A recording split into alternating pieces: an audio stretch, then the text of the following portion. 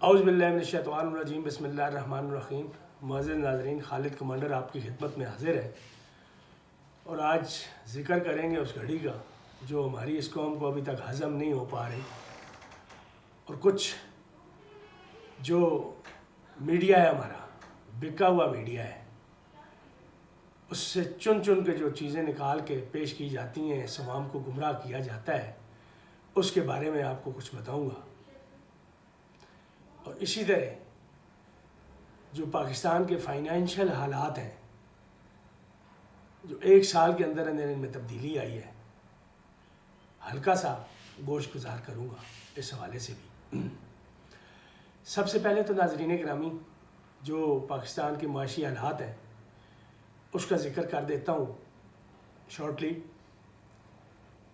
کہ اگر اکتوبر 2021 میں دیکھیں تو اس وقت کوئی ایسی سچویشن نہیں تھی جو کسی ٹیکنیکل رپورٹ پہ، اسٹیٹ بینک کی رپورٹ پہ، جو یا ورلڈ کے جو ادارے ہیں جو اسیسمنٹ کرتے ہیں، کسی ایسی رپورٹ میں کسی قسم کا کوئی ایسی چیز اس کی نشاندہی نہیں کی گئی کہ پاکستان دیوالیہ کی طرف جا رہا ہے۔ 0% چانسز سے دیوالیہ ہونے کے، لیکن جیسے یہ رجیم چینج کا کھیل کھیلا جا رہا تھا اور انسرٹینٹی وہ اپنے عروج پہ تھی، خرید و فروخت اپنے عروج پہ تھی، اپنے ذاتی مفادات کے لیے، پرسنل انٹرسٹ کے لیے زور مارا جا رہا تھا، تو اس وقت اگر میں یہ کہوں کہ مارچ اپریل میں جو چانسز تھے پاکستان کے دیوالیہ ہونے کے، جو کچھ رپورٹس بھی ہیں، کچھ فگرز بھی ہیں، اس حوالے سے 5% یہ خدشہ تھا کہ پاکستان دیوالیہ ہو سکتا ہے، پاکستان دیوالیہ پن کی طرف جا رہا ہے، 5%۔ اور مارچ اپریل کے بعد دیکھ لیں، آج ہم نومبر میں بیٹھے ہیں، کوئی زیادہ عرصہ نہیں ہوا، 7 مہینے گزرے ہیں، اور ان 7 مہینوں میں اگر دیکھیں تو اب آپ کے پاس موڈیز کی رپورٹ بھی آ گئی ہے، ورلڈ بینک کی آ گئی، آپ کے اسٹیٹ بینک کے اپنے جو ہے وہ شماریات، وہ چیزیں بھی آ گئی ہیں، وہ جو اسٹیٹ بینک نے ایشو کیا ہے وہ چیزیں بھی آپ کے سامنے ہیں کہ جو بھی آپ کے پاس آپ کے ریزروز ہیں، اور گورنمنٹ جو قرضے لے رہی ہے اور قرضے واپس کتنے کرنے ہیں، ان ساری چیزوں کو آپس میں اگر آپ ملائیں تو آپ کو یہ پتہ چلتا ہے، بلکہ یہ آج چیز سامنے آ چکی ہوئی ہے کہ آپ کے جو دیوالیہ ہونے کے چانسز ہیں وہ 75% پلس ہیں۔ یہ انتہائی ایک خطرناک خبر ہے اس ملک، اس قوم کے لیے۔ تو نہ جانے یہ قوتیں جو اس ملک کے ساتھ کھیل رہی ہیں، جو اس قوم کے ساتھ کھیل رہی ہیں، کب تک یہ کھلواڑ کرتے رہیں گے اور اس ملک اور قوم کے بارے میں، اس کی بھلائی کے بارے میں، اس کی بہتری کے بارے میں نہیں سوچیں گی، تو شاید مجھے لگ نہیں رہا کہ وہ اپنے سروائیول کی جنگ میں کہاں تک آگے بڑھیں گے۔ تو ناظرین، یہ پاکستان کا ایک جو معاشی حالت ہے، معاشی صورتحال ہے، انتہائی تشویشناک ہے۔ تو اللہ تعالیٰ سے دعا کر سکتے ہیں کہ اللہ تعالیٰ ان کو ہدایت دے، جو مافیا ہمارے سر پہ بٹھائی گئی ہے، جو امپورٹڈ ہمارے سر پہ بٹھائے گئے ہیں، جو طاقتور حلقے ہیں، ان کی آنکھیں کھل جائیں اور اس کو راہ راست پہ لانے کی کوشش کریں۔ اب ذکر کروں گا عمران خان کے اس انٹرویو کا جو انہوں نے فائنینشیل ٹائمز کو دیا ہے، جو نہ صرف رجیم چینج سے لے کے اب تک اپنی ہر تقریر میں یہ بات کرتے رہے ہیں کہ یہ سازش ہوئی ہے، وہ سائفر ایک سازش تھا، ایک سازش کے تحت وہ سائفر جنریٹ ہوا تھا، میٹنگ ہوئی تھی، لہرایا گیا تھا۔ یہ ساری چیزیں جو ہے حقیقت پر مبنی ہیں۔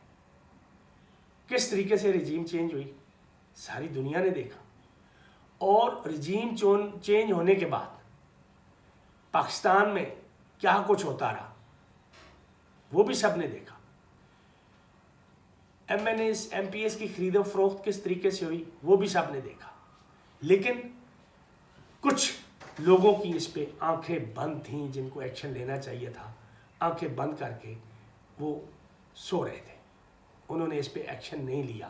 یہ سارا کچھ ہوتا رہا لیکن خاموشی رہی.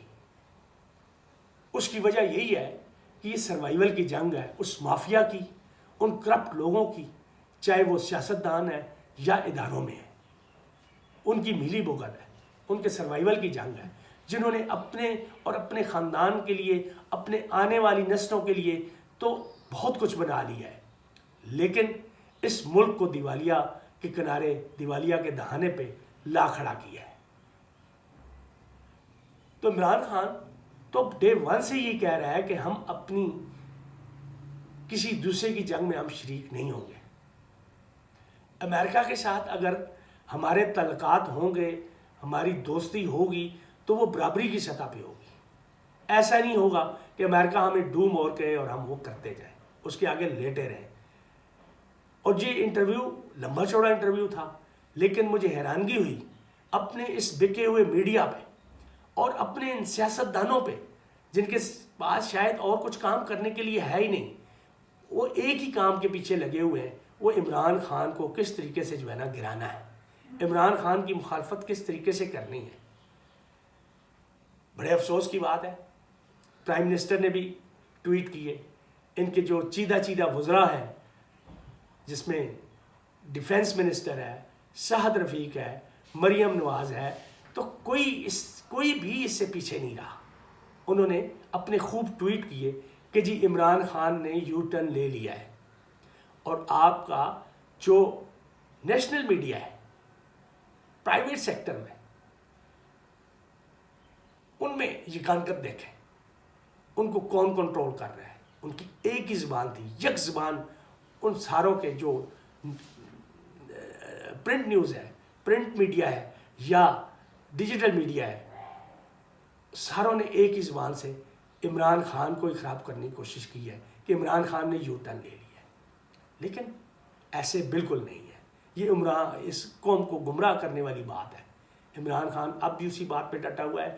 اور اچھا ہوا کہ وہ جو انٹرویو انہوں نے دیا, پی ٹی آئی کی ٹیم نے اپنے پاس اس کی کمپلیٹ ریکارڈنگ بھی رکھی ہوئی ہے, جو کہ منظر عام پہ آ گئی ہوئی ہے.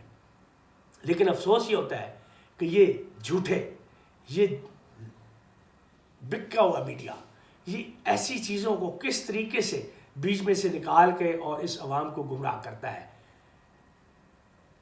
جو کہ حقیقت میں ایسے بالکل نہیں ہے. تو کیا ہمیں ان لوگوں کو فالو کرنا چاہیے, ان کو پڑھنا چاہیے, ان کو دیکھنا چاہیے, ان کو سننا چاہیے؟ ہرگز نہیں.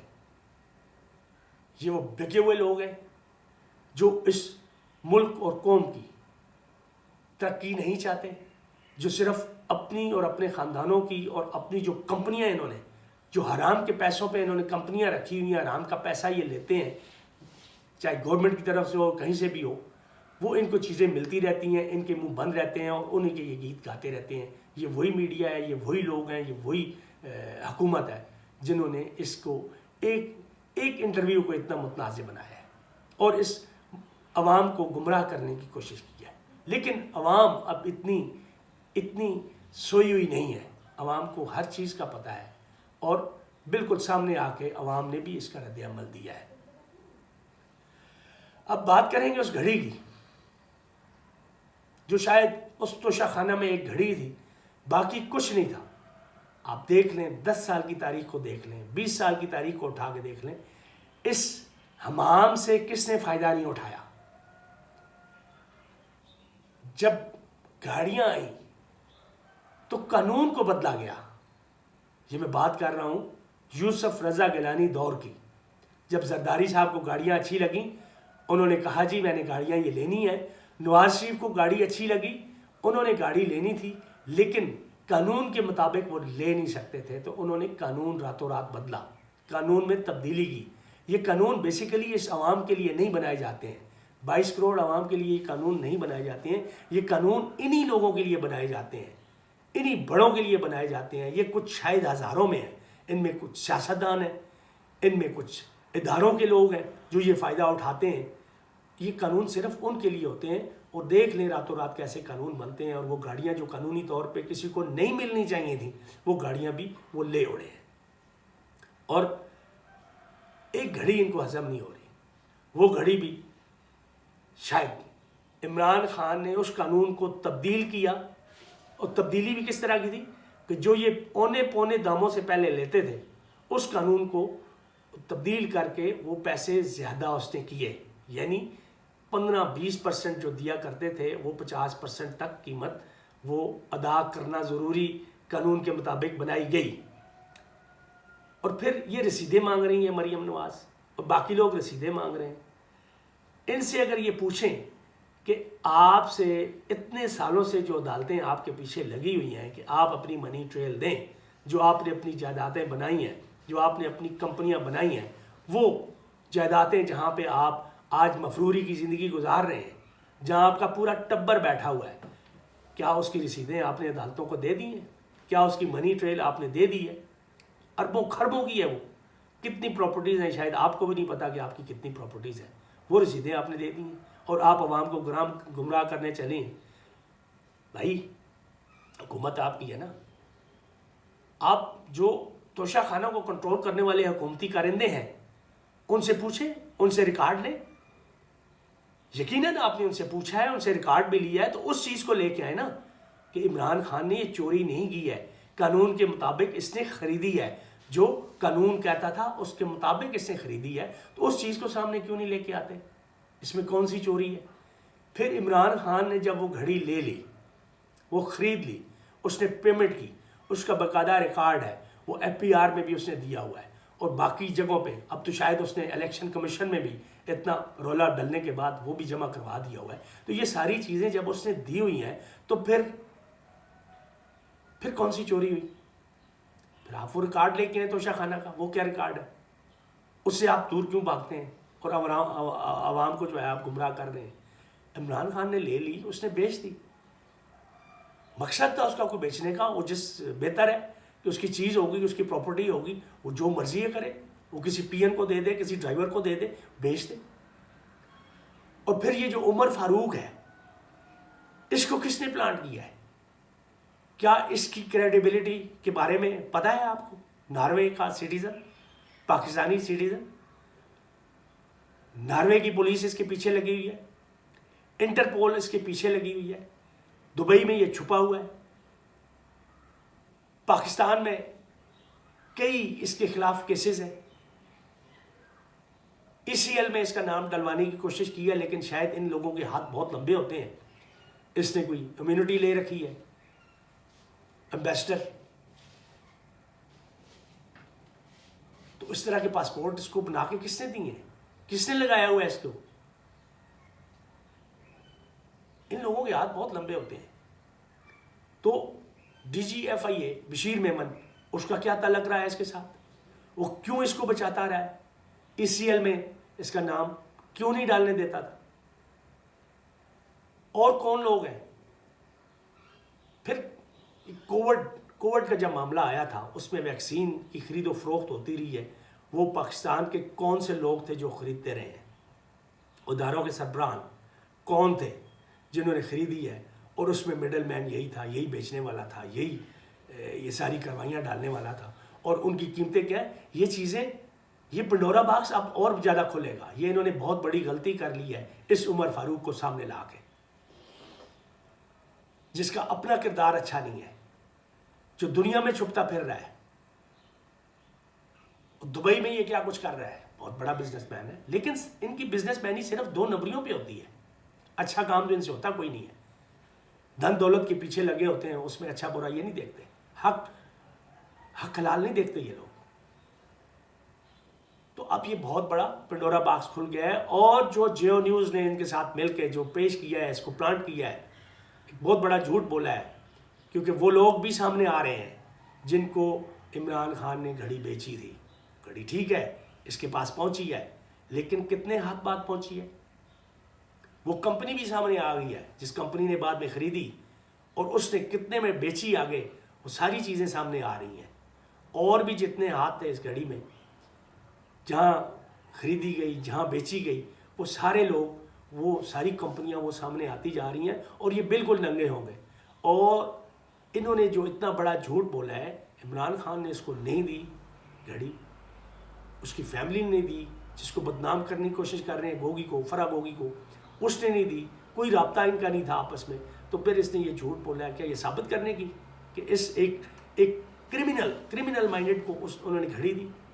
یہ سچ کا سچ جھوٹ کا جھوٹ ہو جائے گا. اس طریقے سے ہوگا کہ اب عمران خان نے جو فیصلہ کیا ہے وہ صرف پاکستان میں کیس نہیں کرنے جا رہا, دبئی میں بھی کیس کرے گا, وہ لندن میں بھی کرے گا, وہ امریکہ میں بھی کرے گا, اس جیو کے خلاف اور اس عمر فاروق کے خلاف. دنیا کی پولیس جس کے پیچھے ہے, انٹرپول جس کے پیچھے ہے, جو بہت ساری وارداتوں میں, بہت ساری منی لانڈرنگ میں اور بینکنگ کرائمز میں یہ مطلوب ہے مختلف ملکوں کو, خاص طور پہ ناروے کو. اب تو بہت بڑا پنڈورا باکس کھل گیا ہے اور یہ پھنس گئے ہیں اپنے ہی جال میں, اور آنے والے وقت میں دیکھ لیں کہ ان کا کیا ہوتا ہے. اس کے ساتھ ہی ناظرین, جو لانگ مارچ ہے وہ کسی ایک سائڈ سے نہیں آ رہا, وہ بہت ساری جگہوں سے آ رہا ہے. ادھر سے چکوال سے شروع ہونا ہے آج, جو سرگودا اور اس جنگ سائڈ سے آ رہا تھا, اور دوسرا جو لاہور, گجرات, لالا موسا سے ہوتا ہوا چیلم کو کراس کر کے جو یہ گجر خان سے شروع ہونا ہے, اسی طرح پشاور سے اور یہ ایبٹ آباد وغیرہ سے.